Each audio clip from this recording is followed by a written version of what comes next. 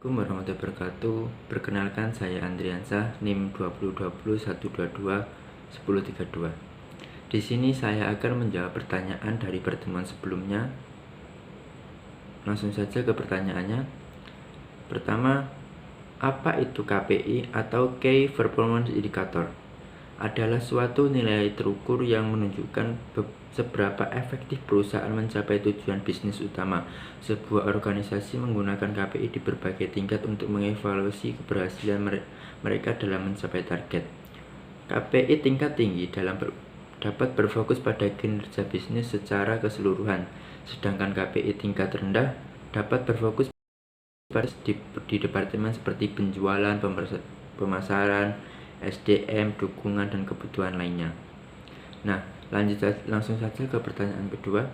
Bagaimana apabila perencanaan tidak berjalan sesuai perencanaannya?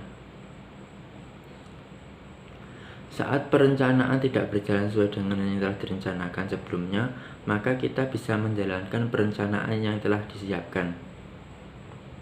Nah, dari sini kita tahu bahwa suatu hal terkadang bisa di luar rencana kita. Oleh karena itu penting untuk membuat beberapa perencanaan sebelum melakukan sesuatu agar hal-hal yang di luar perencanaan pertama bisa dilanjutkan dengan perencanaan keberhasilannya.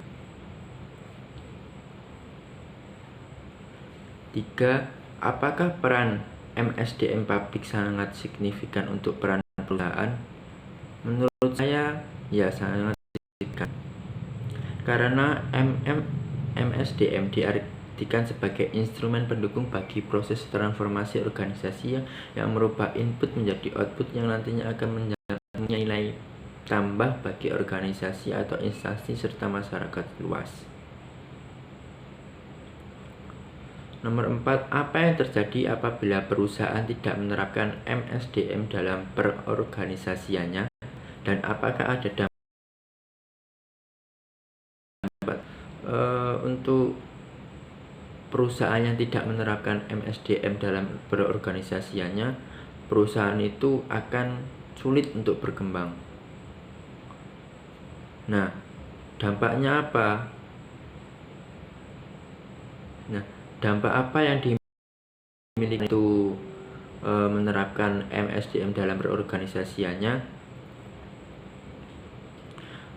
Maka perusahaan itu mampu memaksimalkan kinerja sebuah perusahaan hingga perkembangannya dapat menjadi lagi.